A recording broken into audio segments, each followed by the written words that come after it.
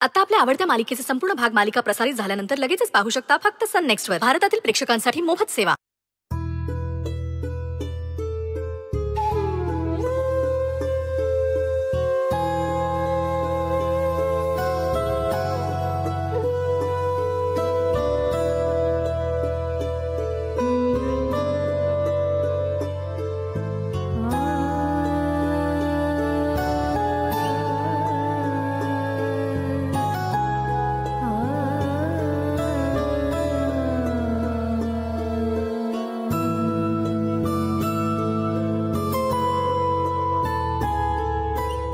ताई,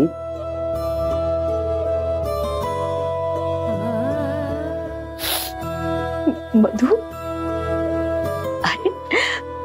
बघ ना, मला काय होतंय तेच कळत नाहीये. म्हणजे मी खरं तर मनातून खूप खुश आहे, मला खूप आनंद झालाय, पण बघ ना हे असे अश्रू वाहतात. खरंच खूप स्वप्न पाहिली होती सईच्या लग्नाची,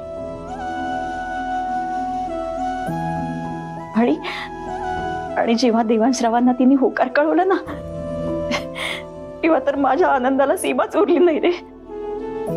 वाटलं होतं लाखात एक जावई आपल्याला मिळणार, पण मध्ये अशा काही गोष्टी घडल्या की वाटलं आपलं स्वप्न आता स्वप्नच बनून राहणार.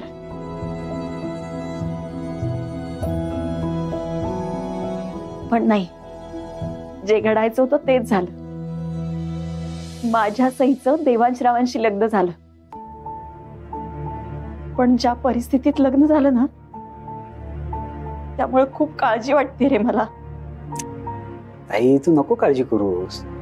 अगं जहागीरदारांचं घर जेवढं मोठं आहे ना, तेवढंच त्यांचं मन देखील मोठं आहे. त्या घरातले सगळे लोक तिला छान सांभाळून घेतील बघ. आणि तुला तिची आठवण येतच असेल ना, तर फोन कर ना तिला आणि बोल तिच्याशी, तिलाही बरं वाटेल. खरंच तिला एक फोन करू खरे? खरंच म्हणजे काय, कर कर कर. तू आई आहेस तिची, तू तिला केव्हाही आणि कधीही फोन करू शकतेस. फोन देते तुला. लाव फोन, लाव, मी आलो.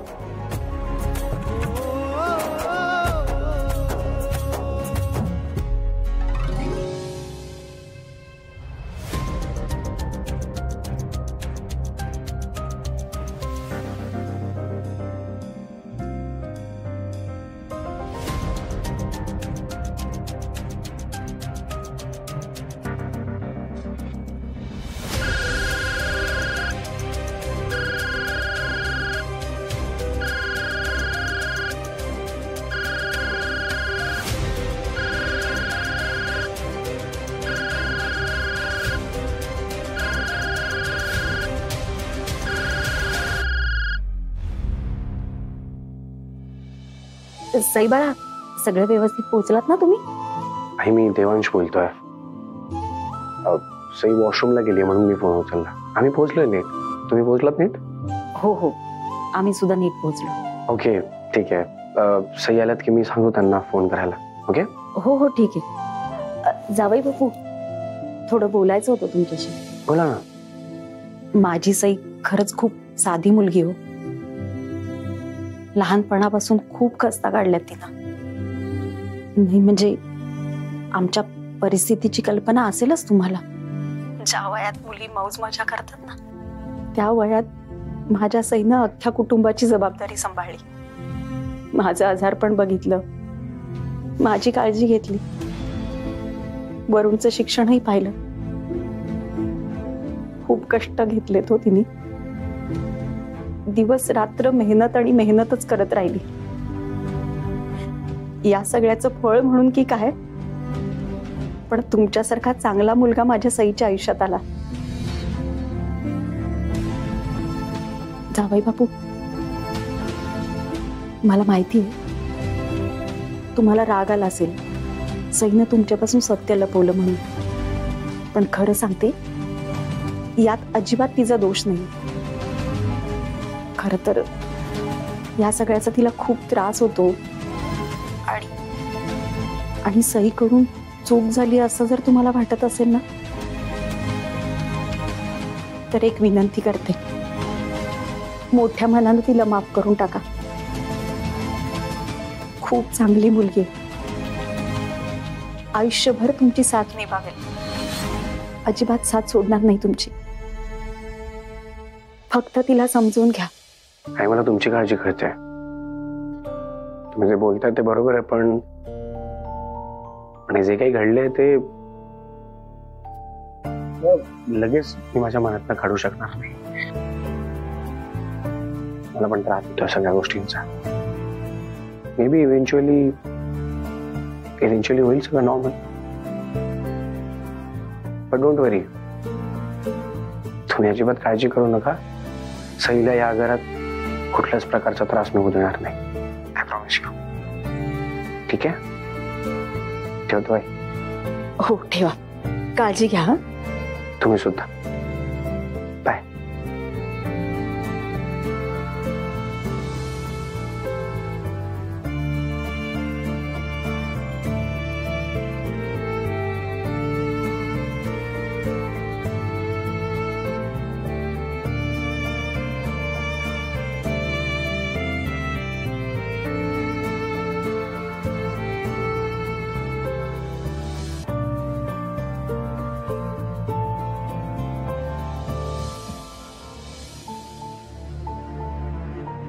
सई, काय ग अशी का उभी?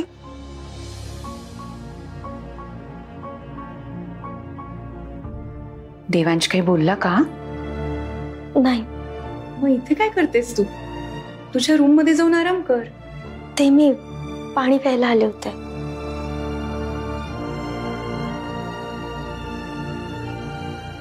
तू काही बोलली नाहीस ना तरी कळतंय मला. मी सुद्धा या घरात सून होऊन आले ना तेव्हा तुझ्यासारखीच अगदी बावरून गेले होते.